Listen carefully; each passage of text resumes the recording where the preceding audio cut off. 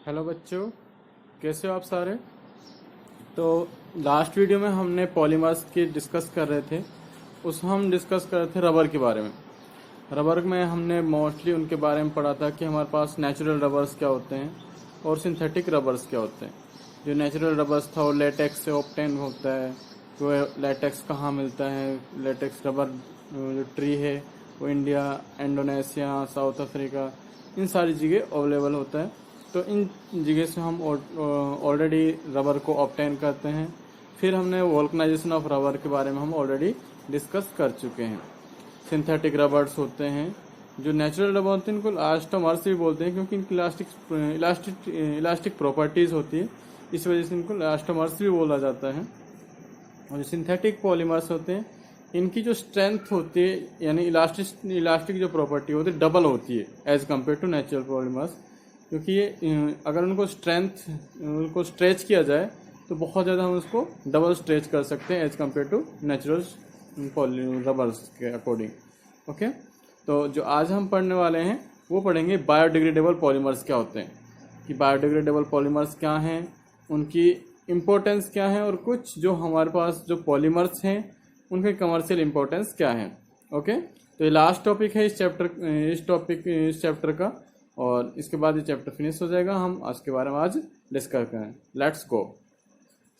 Before we discuss about the biodegradable polymers we have discuss molecular mass of polymers. तो हमारे पास different polymers होते हैं। इन polymers का हम मास कैलकुलेट किस तरीके से कर सकते हैं। एक्चुअली जो पॉलीमर्स होते हैं बहुत ज़्यादा अमाउंट में प्रेजेंट होते हैं, यूनिट्स, बहुत सारे यूनिट्स प्रेजेंट होती हैं, तो उनका मास हमें कैलकुलेट करना पड़ता है।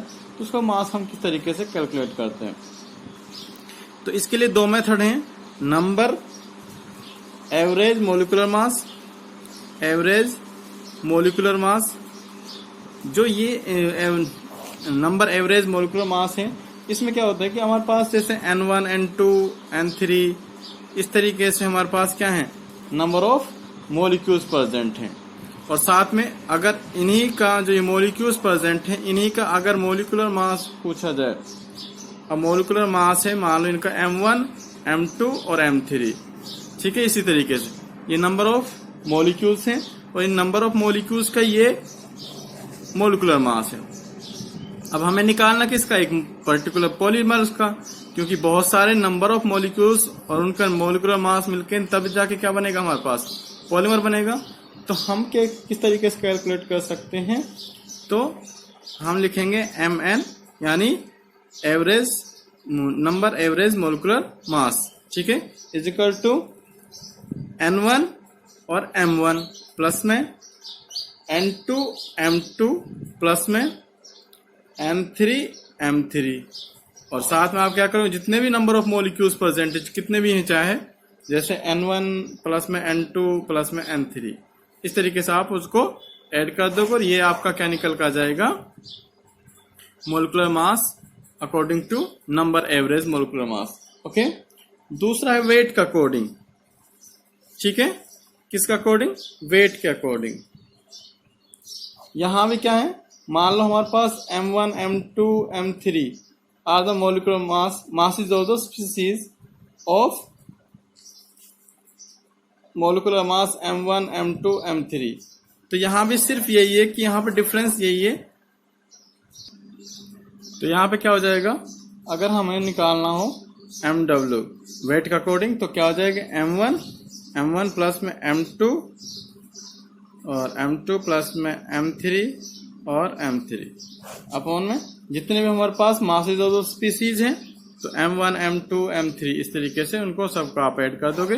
तो ये जिस तरीके से हम एवरेज निकालते हैं उसका अकॉर्डिंग हम इसको मास निकाल सकते हैं। ये तो हो गई molecular mass of the polymer.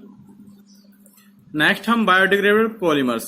Biodegradable polymers are the polymers which are degraded. क्या होंगे, डिग्रेडेड होंगे, किसके थ्रू, बाय माइक्रो ऑर्गेनिज्म, और इसका एक सुटेबल पीरियड ऑफ टाइम में क्या हो जाते हैं, बायोडिग्रेडेबल हो जाते हैं, कंज्यूम हो जाते हैं।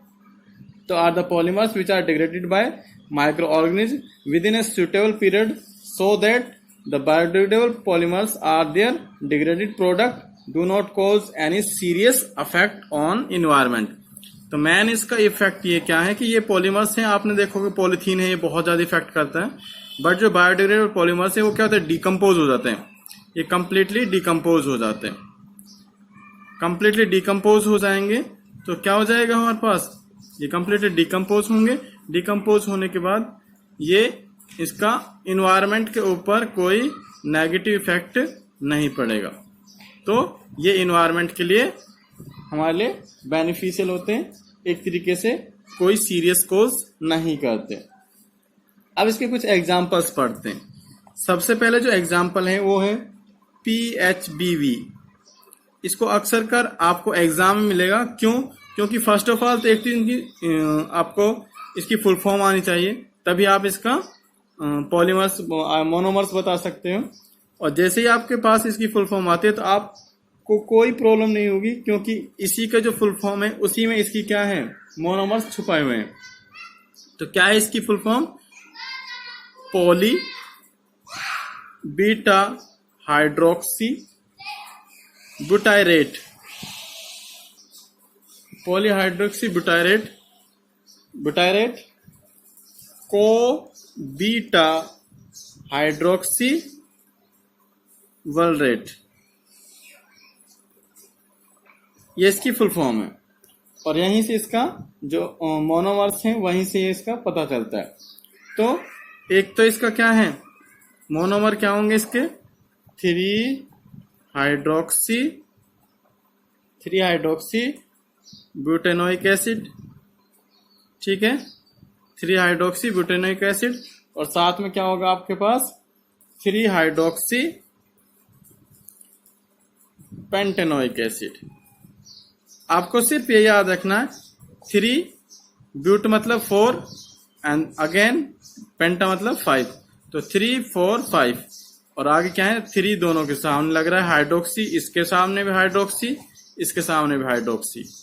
तो सिर्फ याद रखना है ब्यूटेनोइक एसिड है एंड पेंटेनोइक एसिड है, ठीक है। यहां से बी का मतलब ब्यूटेनोइक एसिड, पी मतलब पेंटेनोइक एसिड, इतना याद रख सकते हो। अगर आपको ट्रिक के साथ याद रखना है तो पी मतलब पेंटेनोइक, बी मतलब ब्यूटेनोइक, एच मतलब हाइड्रोक्सी, तो इतना याद रख सकते हो। 3 आपके इनको सामने लगता है, ओके। तो ये क्या है, इसके मोनोमर्स हैं, क्लियर। एक और है जो मोस्टली अब यूटिलाइज होता है, अब जो हमारे डेली लाइफ में उसका बहुत ज्यादा इंपॉर्टेंट रोल आ रहा है, अब वो आपकी बुक में तो नहीं है, वो है पॉलीलैक्टिक एसिड। पॉलीलैक्टिक एसिड जो आपकी लैब में प्रेजेंट होते हैं, जैसे ATL जो लैब है उसमें आपने कई चीजें बनाते हैं, जब 3D डायग्राम बनाते हैं, 3D कोई भी चीज हम बना रहे हैं तो आपको जो 3D मशीन है उसके थ्रू हम जो बनाते हैं, पीछे की साइड में आपने इस तरीके से गोल गोल सा तार देखा होगा, वो तार किसका बना हुआ है, पॉलीलैक्टिक एसिड का। तो ये क्या है, बायोडिग्रेडेबल है, क्लियर।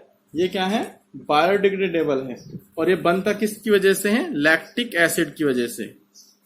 किसकी वजह से, लैक्टिक एसिड। और लैक्टिक एसिड का फॉर्मूला क्या है, OHCH3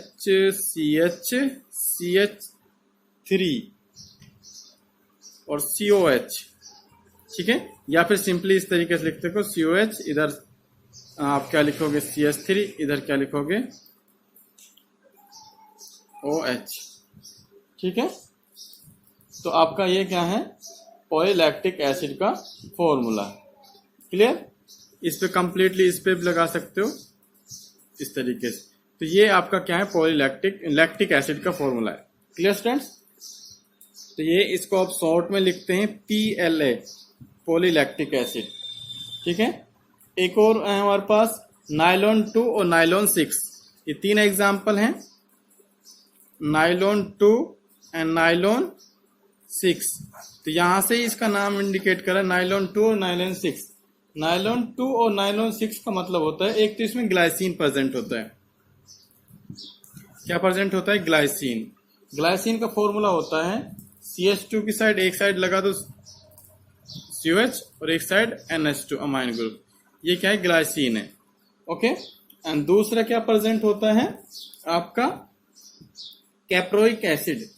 कैप्रोइक एसिड का मतलब होता है CH2, अगेन यही रहेगा CH2, कितने आ जाएंगे, बट 5 आ जाएंगे। यहाँ COH रहेगा, यहाँ पे NH2। ये क्या है, कैप्रोइक एसिड का फॉर्मूला है। लिख देता हूं, कैप्रोइक एसिड। तो सिर्फ डिफरेंस क्या है, यहाँ CH2 सिंगल है, यहाँ कितने 5 हैं, बस इतना डिफरेंस है। इधर ग्लाइसिन का फॉर्मूला आ गया, इधर किसका आ गया, कैप्रोइक एसिड। इन दोनों कंबाइन करेंगे आपको क्या मिलेगा, नाइलॉन 2 और नाइलॉन 6। क्लियर। तो ये थे हमारे पास किसके, बायोडिग्रेडेबल पॉलीमर्स। अब मैं आपको एक समरी दिखाता हूँ, समरी शो करता हूँ कि उस समरी में आपको पता चलेगा कि हमारे पास पॉलीमर्स हैं वो कहाँ कहाँ यूटिलाइज होते हैं, उनके कमर्शियल यूज क्या हैं। ओके, जैसे पॉलीस्टायरीन है, तो स्टायरीन से मिलकर बना हुआ है। ये इसका क्या स्ट्रक्चर है, तो इससे क्या बनाते हैं, हॉट ड्रिंक्स कप बनाते हैं, toys, combs, household articles, making radio television bodies, refrigerator linings, ये सारे किससे बनाते हैं हम, पॉलीस्टायरीन। ठीक है। दूसरा है पीवीसी। पीवीसी का आप नाम ने बहुत ज्यादा सुना होगा। पीवीसी के मोस्टली क्या बनाए जाते हैं, इलेक्ट्रिक गुड्स बनाए जाते हैं। तो कहाँ कहाँ, विनाइल क्लोराइड होगा, इसका आपको पता है पॉली विनाइल क्लोराइड है, तो इसका मोनोमर आप इजीली याद कर सकते हो। ठीक है, विनाइल क्लोराइड। तो manufacturing of rain quotes, hand bags, curtains, ठीक है, टॉयज, आर्टिफिशियल फ्लोरिंग, यहाँ पे आ गया good insulating material in wires और अदर इलेक्ट्रिक गुड्स। ठीक है, तो यहाँ पे हम इसको यूटिलाइज कर सकते हैं फॉर मेकिंग ग्रामोफोन रिकॉर्ड्स। आपने देखोगे पुराने टाइम से ग्रामोफोन रिकॉर्ड्स होते हैं, वहां पर उनको हम बना सकते हैं। ठीक है, ठीक है।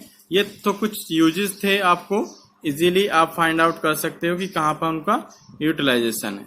Okay, okay guys, I think all the guys like my video. Thank you. Have a nice day.